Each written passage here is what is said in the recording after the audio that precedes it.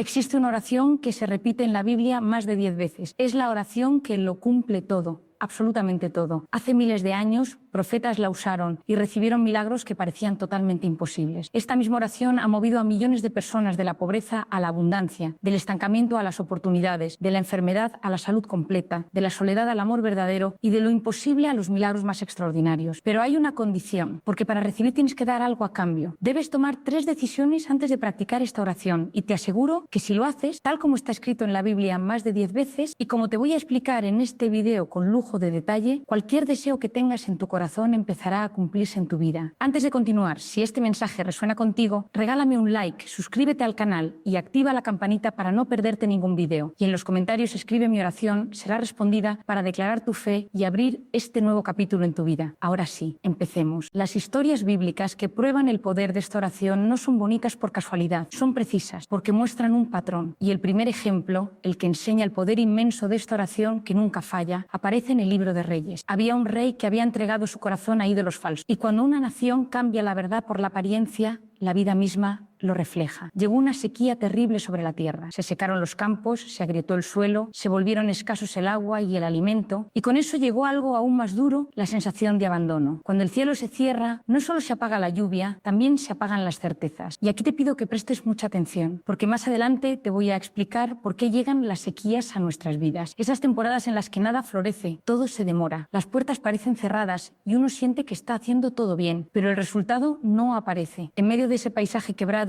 aparece un profeta. No aparece con espectáculo, aparece con convicción. Le anuncia al rey que va a orar al Dios verdadero, al Dios que gobierna lo visible y lo invisible, y que la lluvia volverá. La promesa suena absurda cuando no hay ni una nube, cuando el aire mismo parece polvo, pero la fe no negocia con el clima. El profeta comienza a orar, y lo primero que ocurre es lo que casi nadie cuenta en sus testimonios. No ocurre nada, no cambia el cielo, no cambia el viento, no cambia el horizonte, todo sigue igual. Y justo ahí es donde se parte la vida de muchas personas, porque confunden silencio con rechazo, demora con fracaso y ausencia de señales con ausencia de Dios. Pero este profeta no estaba orando para entretenerse, estaba insistiendo con una certeza interior. Por eso llama a su ayudante y lo envía a mirar hacia el mar. El ayudante va, observa y vuelve con una respuesta simple y fría: no hay nada. Cualquiera habría pensado que era una señal para detenerse, pero el profeta sigue, vuelve a orar y vuelve a enviar al ayudante. Y otra vez no hay nada. La misma respuesta, el mismo cielo vacío, el mismo horizonte inmóvil. Y aquí está el detalle que cambia todo. El profeta no discute con el vacío, no lo interpreta como una humillación, no se toma el silencio como un mensaje de derrota, simplemente insiste, como si cada intento estuviera construyendo algo que todavía no se ve, como si la oración, además de pedir, estuviera abriendo un camino por dentro. Una vez más envía al ayudante, y otra, y otra. La respuesta se repite, pero el profeta no se rinde, porque el secreto de esta oración no es decir palabras bonitas, ni pedir una vez con mucha emoción. El secreto es permanecer, es seguir llamando a la puerta aunque no se abra a la primera. Es sostener la petición hasta que la realidad empiece a moverse. Y entonces llega la 7ª vez. El ayudante vuelve y esta vez trae algo distinto. No trae lluvia, no trae tormenta, no trae un cielo completamente transformado. Trae apenas una señal, una nube pequeña del tamaño de una mano. Y al profeta le basta, porque cuando has perseverado, una señal pequeña no se desprecia, se reconoce, se entiende, se recibe como anuncio. Esa nube no era la lluvia, pero era el principio. Era la confirmación de que el cielo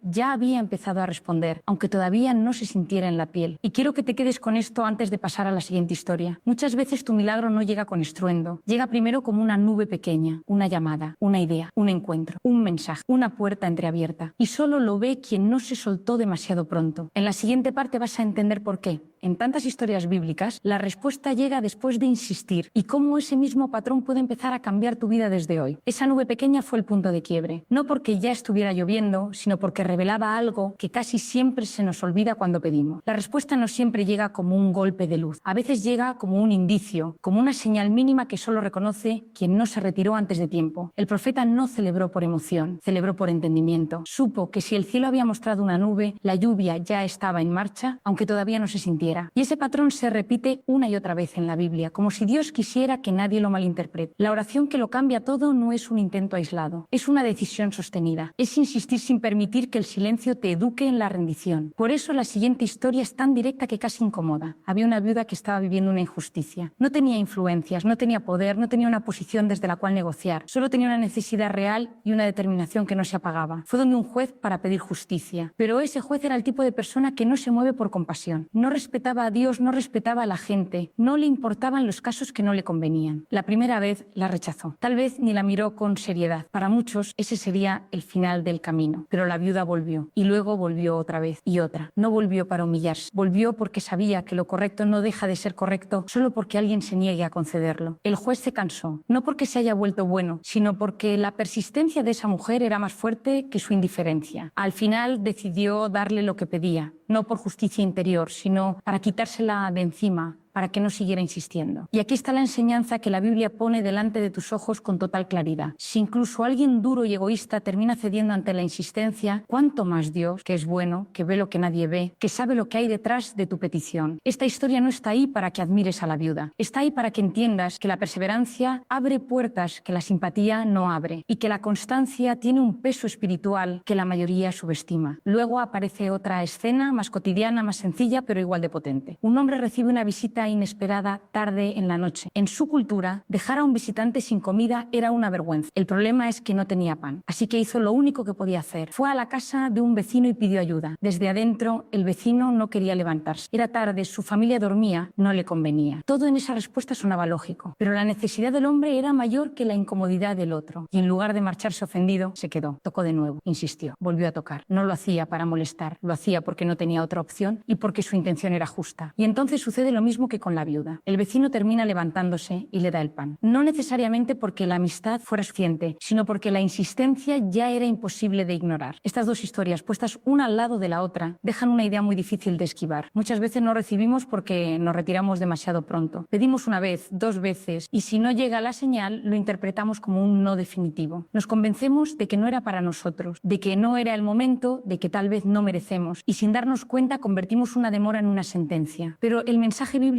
va en otra dirección. El que pide recibe, el que busca encuentra, al que llama se le abrirá. Y eso no es poesía, es una invitación a no soltar la puerta antes de que se abra. En la siguiente parte vas a ver este mismo patrón en historias todavía más personales, donde la espera se vuelve larga, la gente se burla, la fe tiembla y aún así la respuesta llega. Y cuando llegue esa parte vas a entender por qué esta oración no se trata solo de palabras, sino de la clase de persona que decides ser mientras esperas. Hay historias donde la insistencia no se mide en minutos, sino en años. Y por eso la siguiente escena conmueve tanto, porque no habla de una noche difícil ni de una puerta cerrada, sino de una herida que se repite temporada tras temporada. Había una mujer que no podía tener hijos. Para muchos era un detalle íntimo, pero en su contexto era una marca pública. Cada año iba al templo con la misma mezcla de esperanza y dolor. No iba a impresionar a nadie, iba porque lo que le faltaba le pesaba en el alma. Y mientras ella oraba, otros se burlaban. La señal más cruel de ciertas pruebas no es solo lo que no llega, sino la opinión de los demás cuando ven que no llega. Pero esa mujer no dejó que la humillación le robara su anhelo. Siguió volviendo, siguió derramando el corazón, siguió pidiendo, hasta que un día ocurrió lo que cambia el destino de una persona. Alguien con autoridad espiritual la miró y declaró que Dios había escuchado su oración. Y entonces lo imposible se volvió historia. De esa espera nació uno de los profetas más grandes. Esa escena es importante por una razón sencilla. La fe real no siempre suena fuerte, a veces solo se sostiene. No siempre tiene aplausos, a veces tiene lágrimas. No siempre tiene resultados rápidos, a veces tiene temporadas largas. Y aún así, cuando hay persistencia, algo se mueve. Y luego está otra historia que explica por qué en ocasiones tú sientes que Dios no responde, aunque estés orando de verdad. Un hombre le pedía a Dios claridad espiritual. Oró durante 21 días sin ver respuesta. 21 días de rutina, de insistencia, de seguir haciendo lo mismo con la misma necesidad. Y cuando finalmente recibió la respuesta, entendió algo que la mayoría no imagina. La oración había sido escuchada desde el primer día, pero había una batalla espiritual que retrasaba la manifestación. No era que Dios no oyera, era que había resistencia en el camino. Eso cambia por completo la forma de interpretar tu proceso, porque muchas veces el silencio no significa ausencia, significa conflicto, significa trámite, significa que algo se está ordenando. Y ahí es donde la mayoría se rompe, justo antes de que llegue la respuesta. Y ahora viene la historia que para mí resume todo esto en una sola imagen. Una madre que no tenía derecho, según su cultura, a pedir lo que estaba pidiendo. Una mujer de otra región, considerada ajena, con una hija atormentada. En su mundo no había soluciones fáciles, había desesperación. Y cuando se enteró de que un gran maestro espiritual estaba cerca, corrió. No llegó con orgullo, llegó con urgencia, llegó gritando por misericordia. Y lo más duro de esa escena es que Al principio no recibió respuesta. Imagina lo que se siente. Estás pidiendo por tu hija, estás pidiendo ayuda y lo único que recibes es silencio. Mucha gente se habría ido pensando que no era bienvenida, que no era digna, que no era para ella. Pero esa madre no se detuvo, persistió, siguió. Aun cuando los que estaban cerca querían que la apartaran. Luego vino una frase que habría quebrado a cualquiera. Una línea que sonaba como rechazo, como un límite, como si le estuvieran diciendo que ese milagro era para otros, no para ella. Y aún así, ella no se ofendió, no se retiró, no se victimizó. Tomó esa misma frase y la convirtió en una puerta. Respondió con inteligencia y con hambre de milagro. Hasta los que están debajo de la mesa comen las migajas que caen. Y entonces llegó el giro. El maestro reconoce su fe y la respuesta se suelta. Que se haga contigo como deseas. Si juntas estas historias, el patrón queda al descubierto. La lluvia aparece después de insistir. La justicia llega después de insistir. El pan llega después de insistir. La promesa nace después de insistir. La claridad llega después de insistir. La liberación llega después de insistir. En la siguiente parte voy a mostrarte por qué este patrón está repetido tantas veces y cuál es la frase clave que lo resume todo, la que abre la puerta a las 3 decisiones que tienes que tomar antes de practicar esta oración como corresponde. Si miras con calma todas esas historias, hay algo que se repite con una claridad impresionante. Nadie recibió la respuesta por casualidad, ni porque el momento fuera perfecto, ni porque el entorno estuviera a favor. La respuesta llegó porque no abandonaron la petición. El profeta oró hasta que apareció una señal. La viuda volvió tantas veces que un juez injusto terminó cediendo. El hombre siguió tocando hasta que le abrieron. La mujer que no podía tener hijos regresó año tras año al templo, sin soltar su deseo. El que buscaba claridad insistió durante días hasta comprender que había resistencia en el camino. Y aquella madre, aun cuando parecía rechazada, permaneció firme hasta ver la liberación. La Biblia no junta estas escenas para que las mires desde lejos. Las junta para que entiendas un principio. La fe no es un impulso de un día. La fe es permanencia. Y por eso hay una frase que resume todo como una llave. El que pide recibe, el que busca encuentra y al que llama se le abrirá la puerta. No es solo una promesa bonita, es un mapa. Pedir significa insistir. Buscar significa no detenerte en la primera oscuridad. Llamar significa quedarte en la puerta aunque todavía no se abra. Esa es la oración que lo cambia todo, porque no solo mueve circunstancias, también te mueve por dentro. Ahora bien, aquí aparece la condición que casi nadie quiere escuchar. Para recibir, tienes que dar algo a cambio. No hablo de dinero ni de sacrificios vacíos. Hablo de decisiones internas. Son 3 decisiones, 3 renuncias que limpian el camino para que tu oración no choque con tus propios bloqueos. La primera decisión es perdonar y limpiar tu corazón, porque hay experiencias que se quedan alojadas en el subconsciente, palabras que te marcaron, injusticias que no se repararon, traiciones que todavía duelen cuando las recuerdas. Y aunque por fuera sigas con tu vida, por dentro esa carga se convierte en ruido, en tensión, en una especie de peso invisible. A veces las personas te lastiman sin que tú lo busques. Y lo más desconcertante es que puede ocurrir incluso cuando intentas hacer las cosas bien. Pero aquí vuelvo a la imagen de la sequía. Hay temporadas difíciles que llegan para revelar quién tiene el control, para recordarte que Dios no depende de tu clima y también para revelar quién eres tú cuando nada se mueve, qué sostienes dentro de ti cuando por fuera todo parece detenido. El problema no es sentir dolor, el problema es vivir desde el resentimiento, porque el resentimiento no castiga al que te hirió, te desgasta a ti, te roba energía, te nubla la fe, te hace pedir con miedo, buscar con ansiedad y llamar con cansancio. Y entonces, aunque insistas, sientes que algo te frena por dentro. Por eso el perdón no es justificar lo que te hicieron, es soltar la cadena que te mantiene atado a ese episodio, es limpiar el corazón para que la fe respire, es recuperar tu paz, tu claridad y tu fuerza para perseverar sin envenenarte en el proceso. En la siguiente parte te voy a mostrar cómo se ve esta primera decisión de forma práctica, cómo liberar el rencor sin negar lo que pasó y por qué muchas personas no ven resultados aunque oren porque están pidiendo con el corazón lleno de peso. Perdonar no es decir que lo que pasó estuvo bien. Perdonar es decidir que eso no va a seguir gobernando tu vida. Es soltar la necesidad de cargar con la escena una y otra vez en tu mente. Es dejar de revivir el momento como si repetirlo pudiera cambiarlo. Y aquí hay algo muy importante. Muchas personas oran pidiendo un nuevo futuro, pero se aferran emocionalmente a un pasado que todavía les duele. Es como intentar caminar con una maleta llena de piedras. Avanzas, sí, pero con peso, con cansancio, con rabia, con tensión. Luego se preguntan por qué se sienten bloqueadas. Hay heridas que se quedan pegadas a la identidad. Humillaciones, traiciones, palabras de alguien que tenía autoridad sobre ti, abandonos, injusticias. Y si eso se queda sin sanar, tu mente se vuelve un tribunal que nunca cierra el caso. Siempre quiere una sentencia, una explicación, una compensación. Y mientras tanto, la vida sigue, la oración sigue, pero el corazón no está limpio. Por eso esta primera decisión es tan seria. Limpiar el corazón no es un acto religioso, es un acto espiritual y práctico, porque el resentimiento te quita sensibilidad, te quita paz y, sobre todo, te roba perseverancia. Te vuelves reactivo, te agotas rápido, empiezas a interpretar cualquier demora como una ofensa más, como otra confirmación de que no te va a salir, de que no es para ti. Y ahí es cuando muchos abandonan. Quiero que lo veas con claridad.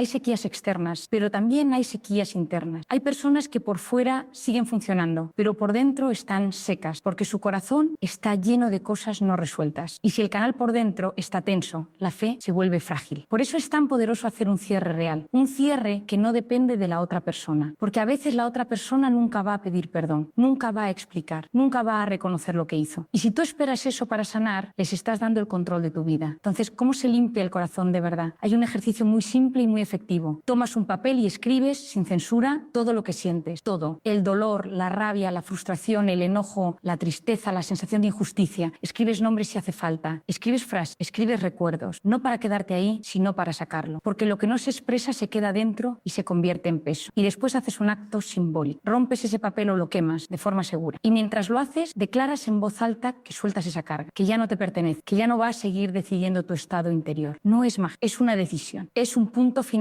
que tú eliges poner, aunque la otra persona jamás lo ponga. Este tipo de gesto tiene un efecto poderoso porque le habla a tu mente y a tu corazón al mismo tiempo. Tu mente entiende el mensaje y tu emoción lo siente. Y a partir de ahí, tu oración cambia de tono. Ya no nace de la herida, nace de la claridad. Ya no pide desde la falta de paz, pide desde una fe más limpia. Y aquí viene un detalle que te va a ayudar a entender tu historia personal. Muchas veces Dios permite que ciertas situaciones pasen para que tú seas refinado, no destruido. Mira el ejemplo de aquel hombre traicionado por sus propios hermanos. Lo arrojaron a un pozo y lo vendieron como esclavo. Todo parecía injusto, todo parecía pérdida. Y sin embargo, años después, cuando él estaba en una posición elevada y sus hermanos vinieron a pedir ayuda, él dijo una frase que lo resume todo. Ustedes quisieron hacerme daño, pero Dios lo convirtió en bien. Esa frase no nace de alguien que niega el dolor, nace de alguien que lo transformó, de alguien que entendió el propósito. Y eso es lo que ocurre cuando perdonas. No borras la historia, la resignificas, no niegas lo vivido, lo superas, no te quedas atrapado en el daño, lo conviertes en testimonio. Y ahora sí, con esto claro, te digo algo directo. Si quieres que tu oración avance sin estancarse, limpia tu corazón. Suelta a quien te hirió, suelta la conversación que nunca tuviste, suelta la escena repetida, porque la persistencia es poderosa, pero cuando va acompañada de un corazón limpio, se vuelve imparable. En la siguiente parte vamos a entrar en la segunda decisión, la renuncia que rompe el control, la que abre espacio para que Dios actúe de maneras que tu mente no puede anticipar. Porque muchas personas sí oran, sí insisten, pero al mismo tiempo están ahogando la respuesta con una sola pregunta: ¿cómo va a pasar? Perdonar no es decir que lo que pasó estuvo bien. Perdonar es decidir que eso no va a seguir gobernando tu vida. Es soltar la necesidad de cargar con la escena una y otra vez en tu mente. Es dejar de revivir el momento, como si repetirlo pudiera cambiarlo. Y aquí hay algo muy importante. Muchas personas oran pidiendo un nuevo futuro, pero se aferran emocionalmente a un pasado que todavía les duele. Es como intentar caminar con una maleta llena de piedra. Avanza, sí, pero con peso, con cansancio, con rabia, con tensión. Y luego se preguntan por qué se sienten bloqueadas. Hay heridas que se quedan pegadas a la identidad. Humillaciones, traiciones, palabras de alguien que tenía autoridad sobre ti, abandonos, injusticias. Y si eso se queda sin sanar, tu mente se vuelve un tribunal que nunca cierra el caso. Siempre quiere una sentencia, una explicación, una compensación. Y mientras tanto, la vida sigue, la oración sigue, pero el corazón no está limpio. Por eso esta primera decisión es tan seria. Limpiar el corazón no es un acto religioso, es un acto espiritual y práctico, porque el resentimiento te quita sensibilidad, te quita paz y, sobre todo, te roba perseverancia. Te vuelves reactivo, te agotas rápido. Empiezas a interpretar cualquier demora como una ofensa más, como otra confirmación de que no te va a salir, de que no es para ti. Y ahí es cuando muchos abandonan. Quiero que lo veas con claridad. Hay sequías externas, pero también hay sequías internas. Hay personas que por fuera siguen funcionando, pero por dentro están secas, porque su corazón está lleno de cosas no resueltas. Y si el canal por dentro está tenso, la fe se vuelve frágil. Por eso es tan poderoso hacer un cierre real, un cierre que no depende de la otra persona, porque a veces la otra persona nunca va a pedir perdón, nunca va a explicar, nunca va a reconocer lo que hizo. Y si tú esperas eso para sanar, les estás dando el control de tu vida. Entonces, ¿cómo se limpia el corazón de verdad? Hay un ejercicio muy simple y muy efectivo. Tomas un papel y escribes sin censura todo lo que sientes, todo: el dolor, la rabia, la frustración, el enojo, la tristeza, la sensación de injusticia. Escribes nombres si hace falta, escribes frases, escribes recuerdos, no para quedarte ahí, sino para sacarlo, porque lo que no se expresa se queda adentro y se convierte en peso. Y después haces un acto simbólico. Rompes ese papel o lo quemas de forma segura. Y mientras lo haces, declaras en voz alta que sueltas esa carga, que ya no te pertenece, que ya no vas a seguir decidiendo tu estado interior. No es magia, es una decisión, es un punto final que tú eliges poner, aunque la otra persona jamás lo ponga. Este tipo de gesto tiene un efecto poderoso porque le habla a tu mente y a tu corazón al mismo tiempo. Tu mente entiende el mensaje y tu emoción lo siente. Y a partir de ahí, tu oración cambia de tono. Ya no nace nace de la herida, nace de la claridad. Ya no pide desde la falta de paz, pide desde una fe más limpia. Y aquí viene un detalle que te va a ayudar a entender tu historia personal. Muchas veces Dios permite que ciertas situaciones pasen para que tú seas refinado, no destruido. Mira el ejemplo de aquel hombre traicionado por sus propios hermanos. Lo arrojaron a un pozo y lo vendieron como esclavo. Todo parecía injusto, todo parecía pérdida. Y sin embargo, años después, cuando él estaba en una posición elevada y sus hermanos vinieron a pedir ayuda, él dijo una frase que lo resume todo. Ustedes quisieron hacerme daño, pero Dios lo convirtió en bien. Esa frase no nace de alguien que niega el dolor, nace de alguien que lo transformó, de alguien que entendió el propósito. Y eso es lo que ocurre cuando perdonas. No borras la historia, la resignificas. No niegas lo vivido, lo superas. No te quedas atrapado en el daño, lo conviertes en testimonio. Y ahora sí, con esto claro, te digo algo directo. Si quieres que tu oración avance sin estancarse, limpia tu corazón. Suelta a quien te hirió. Suelta la conversación que nunca tuviste. Suelta la escena repetida. Porque la persistencia es poderosa, pero cuando va acompañada de un corazón limpio, se vuelve imparable. En la siguiente parte vamos a entrar en la segunda decisión. La renuncia que rompe el control, la que abre espacio para que Dios actúe de maneras que tu mente no puede anticipar. Porque muchas personas sí oran, sí insisten, pero al mismo tiempo están ahogando la respuesta con una sola pregunta: ¿cómo va a pasar? La segunda decisión es renunciar a controlar cómo van a suceder las cosas. Y esta es una de las pruebas más grandes de la fe, porque la mente humana necesita rutas, necesita explicaciones, necesita garantías, pero la oración verdadera no funciona como un contrato donde tú le dices a Dios exactamente de qué manera tiene que responderte. La oración abre una puerta, y cuando se abre esa puerta, la respuesta puede llegar por caminos que tú no habrías elegido, por personas que no esperabas, en momentos que no habías planeado. Aquí se atasca mucha gente. Piden prosperidad, pero solo aceptan una forma concreta de prosperidad. Piden una oportunidad, pero solo la reconocerían si viniera con cierta etiqueta. Piden un cambio, pero quieren que ese cambio ocurra sin moverse, sin ajustarse, sin atravesar procesos. Y entonces, aunque la vida empieza a enviar señales, no las ven porque están mirando solo en una dirección. Renunciar al control no significa quedarse pasivo, significa dejar de imponerle límites a Dios, significa no encerrar el milagro en una sola forma. Por ejemplo, alguien puede pedir abundancia y pensar únicamente en dinero cayendo del cielo, pero la abundancia casi siempre llega como posibilidad, llega como una idea, llega como una conversación, llega como una puerta que se abre, llega como un trabajo mejor, llega como un negocio, llega como un contacto, llega como una nueva habilidad que te aparece la necesidad de aprender. Y si tú estás esperando una sola forma, puedes pasar de largo por la respuesta real. Por eso esta decisión es clave. Tu parte es pedir, creer, mantenerte firme, moverte con fe y estar atento. La parte de Dios es el camino, el cómo, el entramado de conexiones que tú no alcanzas a ver. Y ahora quiero darte una imagen práctica sencilla que muchas personas usan para entrenar la fe. Antes de dormir, cierras los ojos e imaginas una escena concreta como si fuera real. Imaginas que tomas tu teléfono, que sientes su peso, que lo desbloqueas, que entras a tu cuenta bancaria y ves una cifra distinta, una cifra que representa tu nueva etapa. No se trata de obsesionarte con un número, se trata de instalar en tu interior la sensación de que ya es posible. Luego dices gracias y te duermes con gratitud. Esa gratitud es poderosa porque no espera desde la desesperación,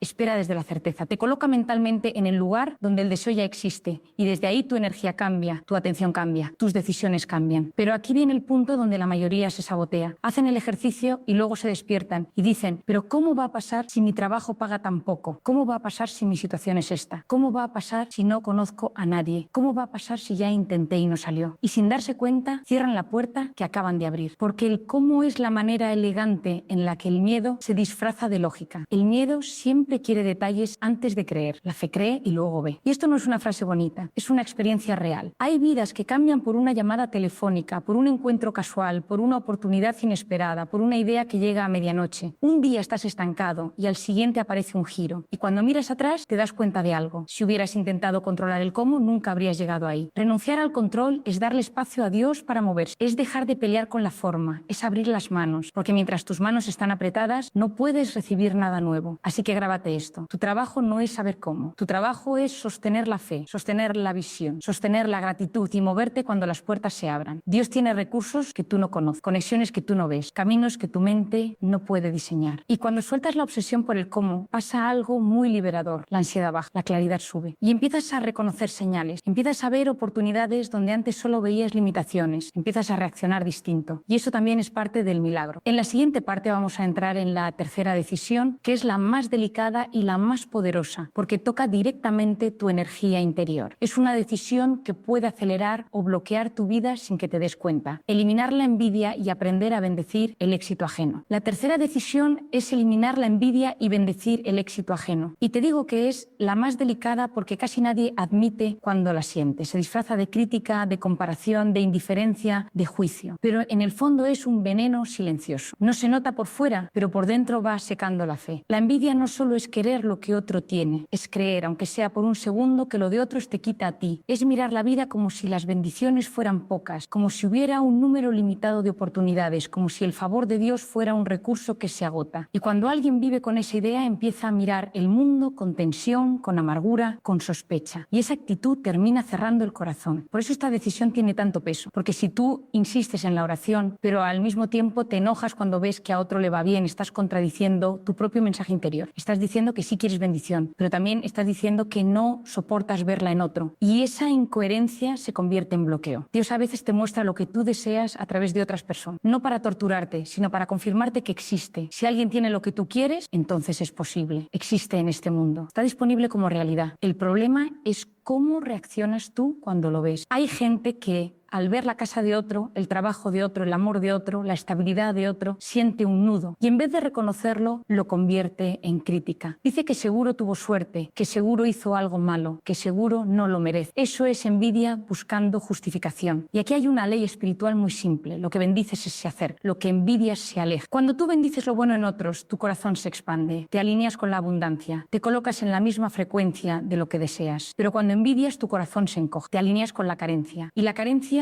no crea milagros. La carencia solo confirma carencia. Por eso, cada vez que veas a alguien con algo que tú quieres, tienes una oportunidad. Puedes envenenarte o puedes elevarte. Puedes decir por dentro porque ellos sí y yo no. O puedes decir gracias Dios porque lo que hiciste por ellos también puede pasar en mi vida. Bendice su abundancia y declara la tuya en camino. Bendice su amor y declara que el tuyo se está construyendo. Bendice su salud y declara restauración sobre ti. Bendice su avance y declara que tu puerta se abrirá. Esto no es fingir, es educar tu espíritu, es entrenar tu interior para no vivir en guerra con la vida. Además, cuando tú bendices, dejas de ver a otros como competencia. Empiezas a verlos como evidencia, como prueba viva de que tu deseo puede existir en la realidad física. Esa persona no es tu obstáculo, es una señal de posibilidad y eso te conecta con algo profundo. La Biblia dice que hasta los cabellos de tu cabeza están contados. Eso significa que nada se escapa del control de Dios. Nadie te está quitando tu bendición, nadie está ocupando tu lugar. Lo que es para ti te encuentra, pero tú tienes que mantener tu corazón en un estado capaz de recibirlo. Porque el corazón envidioso siempre está mirando hacia afuera con rabia y un corazón así se distrae, se amarga, se desconcentra, pierde persistencia y al final se rinde. En cambio, el corazón que bendice se mantiene liviano, oras con más paz, persistes con más fuerza, esperas con más claridad y te vuelves una persona preparada para sostener lo que estás pidiendo. Así que junta las tres decisiones y vas a entender por qué esto funciona. Primero, limpias tu corazón perdonando. Segundo, sueltas el control del cómo y confías. Tercero, sacas la envidia y bendices el éxito ajeno. Y después viene lo central, persiste. Pides, buscas, llamas sin rendirte, como el profeta que siguió orando hasta que vio la nube, como la viuda que insistió hasta recibir justicia, como el hombre que tocó hasta que le abrieron, como la mujer que oró hasta recibir su hijo, como la madre que no aceptó un no. En la siguiente parte vamos a cerrar con todo. Vas a escuchar el llamado final, la declaración, la forma correcta de sostener esta oración día tras día y el recordatorio que necesitas si llevas tiempo orando y todavía no ves resultados, porque tu milagro no siempre está lejos. A veces está a una sola insistencia de distancia. Ahora ya lo ves con claridad. La oración que lo cumple todo no es una frase secreta ni un ritual complicado. Es una postura interior. Es persistir sin rendirte, pero con el corazón limpio, con la mente abierta y con un espíritu capaz de sostener lo que pide. Porque si pides con rencor te drenas. Si pides intentando controlar cada detalle, te llenas de ansiedad. Si pides mirando con envidia lo que otros tienen, te llenas de carencia. Y entonces, aunque repitas palabras, tu interior está en guerra. Por eso estas tres decisiones no son un adorno. Son el precio interno que pagas para recibir con paz lo que estás pidiendo. Y aquí vuelvo a la frase que resume el camino. El que pide recibe, el que busca encuentra y al que llamas se le abrirá la puerta. Pero hay una diferencia enorme entre pedir una vez y pedir de verdad. Pedir de verdad es sostener la petición. Buscar de verdad es seguir caminando aunque el día esté oscuro. Llamar de verdad es permanecer en la puerta aunque la primera respuesta sea silencio. Mira de nuevo a ese profeta. Oró 7 veces antes de ver una señal y la señal fue pequeña. Pero él entendió que una nube del tamaño de una mano puede ser el inicio de una tormenta. Esa es la mentalidad correcta. No despreciar lo pequeño, no abandonar por falta de espectáculo, no rendirte porque todavía no llegó como tú lo imaginabas. Mira a la viuda, nadie la defendía, no tenía respaldo, pero su insistencia fue más fuerte que la indiferencia de un juez injusto. Si la persistencia pudo mover el corazón de alguien que ni siquiera era bueno, ¿cómo no va a responder Dios, que ve cada lágrima, cada noche de incertidumbre, cada oración que haces en silencio? Mira al hombre que necesitaba pan. Tocó una puerta que no quería abrirse. Insistió cuando lo lógico era irse. Y al final recibió. No porque al vecino le convenía, sino porque la constancia terminó abriendo lo que la comodidad mantenía cerrado. Mira a la mujer que no podía tener hijos. Aguantó burlas, aguantó años, aguantó el dolor de ver a otros con lo que ella anhelaba. Y aún así no dejó de ir, no dejó de pedir. Y llegó el día en que la promesa se volvió real. Mira al hombre que oró 21 días. Entendió que la respuesta puede estar en camino desde el primer día, aunque todavía no la veas. Así que no declares derrota solo porque hay demora. Mira a la madre que parecía rechazada. Ella no aceptó un no. No se ofendió, no se desmoronó, no se volvió atrás. Transformó el obstáculo en una escalera y por eso la puerta se abrió. Ese es el patrón. Persistencia, insistencia, determinación, fe sostenida. Ahora escucha esto como si fuera para ti, porque lo es. No importa cuántas veces hayas orado sin ver resultados. No importa cuántas veces hayas sentido que Dios no te escucha. No importa cuántas veces otros te hayan dicho que es imposible. Sigue orando, sigue creyendo, sigue insistiendo, porque tu séptima vez puede estar más cerca de lo que imaginas. Tu próxima llamada puede ser la que abra la puerta. Tu siguiente paso puede ser el que cambie el rumbo. Toma las 3 decisiones hoy. Perdona a quien te lastimó y limpia tu corazón. Suelta lo que te pesa, porque no puedes construir un futuro con el alma amarrada al pasado. Renuncia a controlar el cómo y confía en el plan divino. Tu trabajo no es diseñar el camino. Tu trabajo es estar listo para caminar cuando se abra. Elimina la envidia y bendice el éxito de otro, porque lo que bendices se acerca y lo que envidias se aleja. Y después de eso, haz tu oración. Visualiza tu deseo como si ya lo tuvieras. Siente gratitud como si ya lo hubieras recibido y persiste sin rendirte. Pide, busca y llama una y otra vez, con fe, con paz, con determinación. Si este mensaje tocó tu corazón, regálame un like y activa la campanita para no perderte los próximos vídeos. Y en los comentarios escribe: persisto hasta recibir mi milagro, para declarar tu compromiso con esta enseñanza. Recuerda, el que pide recibe, el que busca encuentra y al que llama se le abrirá la puerta. Pero tienes que pedir, tienes que buscar, tienes que llamar y sobre todo tienes que persistir. Tu milagro está en camino, tu respuesta está llegando, tu bendición está a punto de manifestarse. Mantén la fe, sigue orando y nunca te rindas. Te envío toda mi energía, toda mi fe y todo mi amor. Nos vemos muy pronto en el próximo vídeo. Hasta pronto.